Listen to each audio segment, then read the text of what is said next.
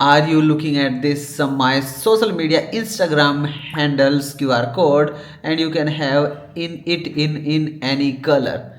Yes, you are listening right. Today we're gonna talk about that how you can get a QR code for your Instagram handle. Yes, you are listening, from where you can download or get a Instagram handles QR code, and this tutorial gonna let you know. First of all, requesting like the video and subscribe to the channel for get more videos like this.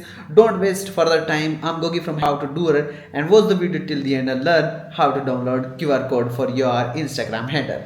First of all, you have to go to the Instagram, and after that click on this account, and after that click on this share profile, and do such things on your computer or laptop. Just go to the Instagram, go to the instagram.com/QR code and press enter, and this is your QR code. You can change the color of your choice. If you don't know how to get over here and you don't want to get into the URL system, let's go to the Instagram, go to the profile, and after that go to the settings option and click on this QR code option, and that's it. This is the If you like this video, don't forget to like, share with your family and friends.